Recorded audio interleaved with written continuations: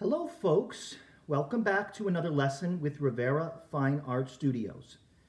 Today what I'd like to do is continue working on my demo from 2 weeks ago where I had painted a very colorful still life in Glaze. And what I want to do today is talk about warm and cool colors. Okay, so in just a moment I'm going to show the footage of the continuation of that demo which I worked on this week. But before I get into that, I just want to briefly discuss the color wheel. So I am going to use this color wheel which I made, and these are very easy to make. This one I actually did with pastels, but I essentially started off with my three primary colors. My primaries are the yellow, the red, and the blue, and those are all labeled P for primary, and they create a triangle. They are equal distance from one another on the color wheel. Now if we think about dividing this in half, so if I just split it right down the middle here, the colors that fall to the right side are considered warm colors, and the colors that fall to the left side are considered cool. The red is the warmest, or we even think of that as a hot color. It's very, very warm.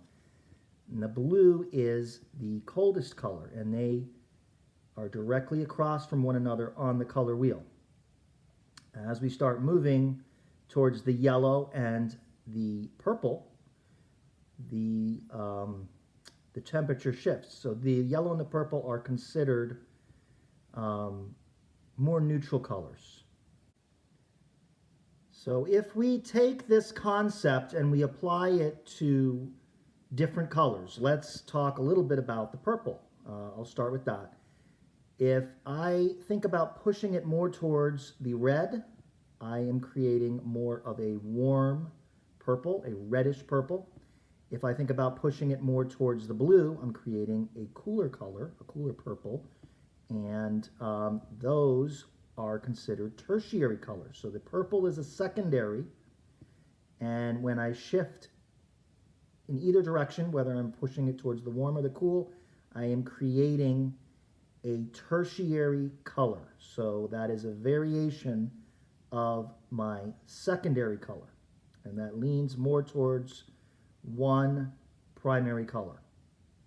I can do that with all of my colors, all of my secondaries. So my green, if I push it towards the yellow, I'm creating a slightly warmer green. If I push it more towards the blue, I'm creating a cooler green.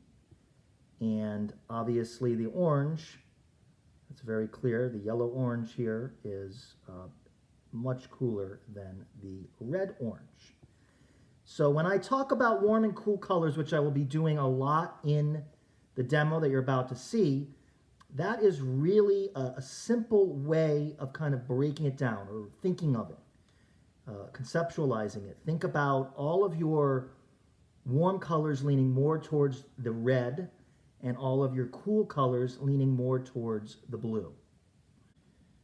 And these are all concepts which I delve into much more in my classes. I teach online classes. I will be offering a color concepts class soon on my website, which is www.riverafinearts.com.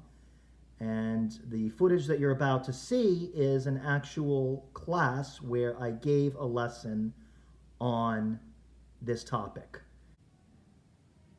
So what you have your palette set up.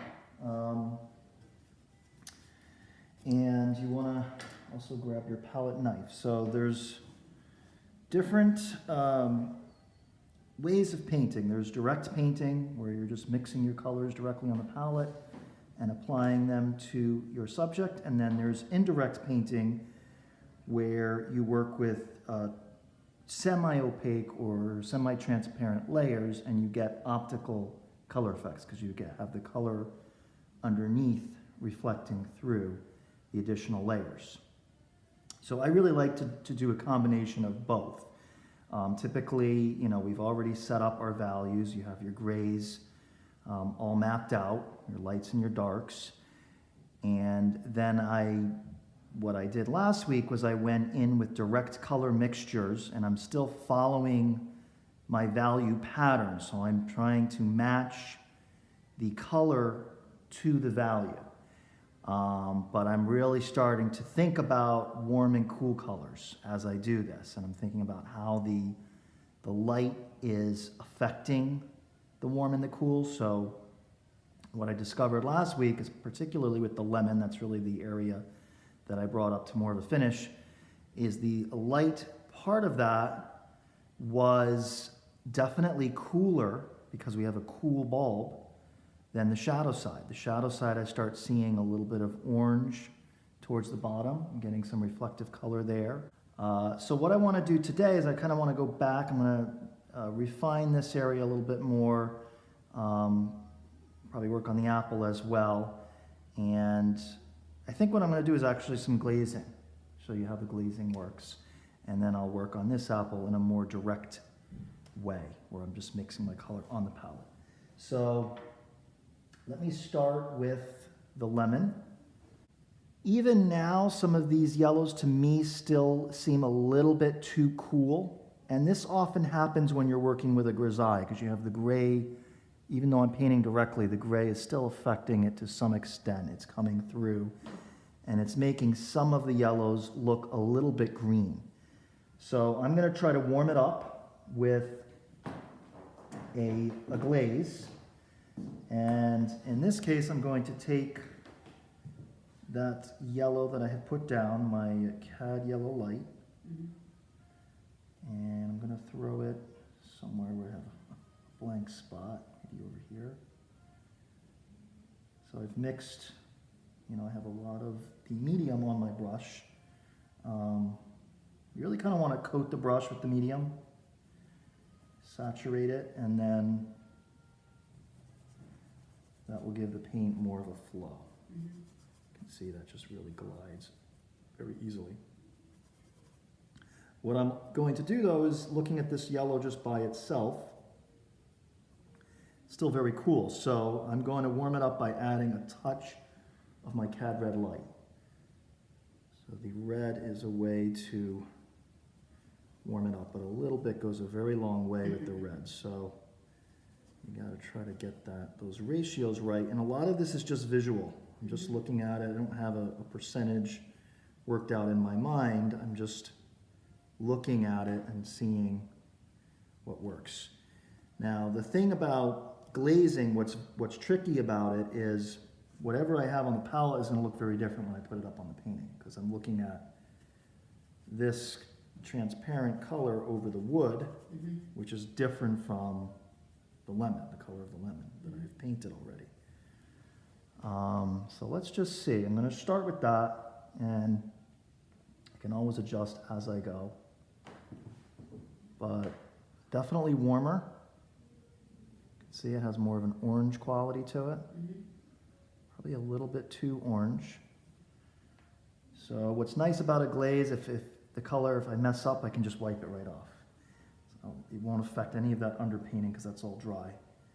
But I can also just adjust right on my glaze and just add more of the cool yellow, which is the cad yellow light. It's cooler than the red. That looks a little bit better. And what I can do is just brush this over the whole thing. Now that I'm starting to get close to what I want, and I just warm the whole thing up. So this is just a general glaze. You can do glazes in large areas like this, or you can do them in sections. The technique that I'm going to work on is called a couch. So I'm going to glaze the whole thing, and then I'm going to work back into it with direct paint. And anything that I put into this glaze is going to sink into the paint, because now I'm wetting it again by putting the glaze on. So it's going to sink into that glaze.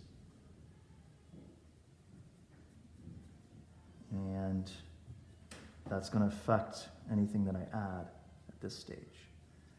Other techniques, sometimes I might wipe out, like if I don't like how it looks in the shadow, which I'm not crazy about actually, I can wipe the glaze out of that area. And if I was to do, let's say I'm doing some section glazing, so let's say I wanted to, now that I'm looking at this, probably do a different glaze for the shadow than for the light. And just for fun, and it's a very strong color, but let's just see what happens. I throw that in there.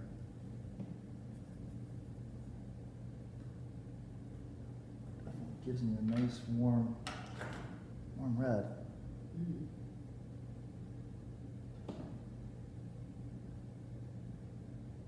What I can do now is just sort of brush it in, and that will make it a little less intense.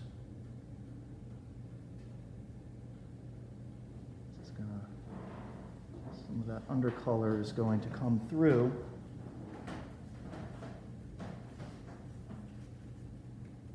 Let's wipe my brush.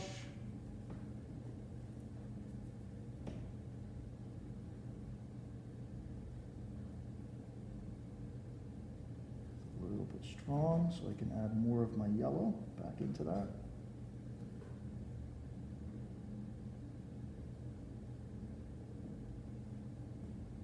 And just kind of playing with basically just my yellow and my red. Those are the only two colors that I'm using.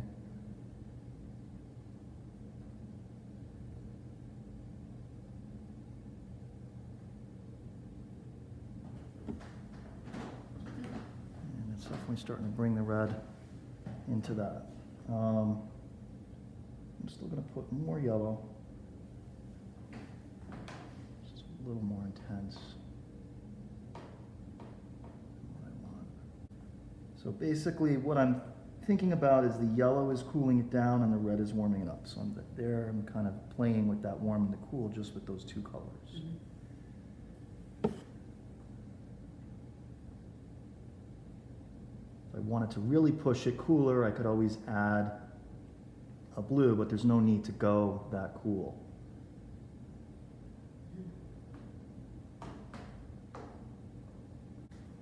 Just going to leave that alone for a little bit, and I'm going to start working now on this apple.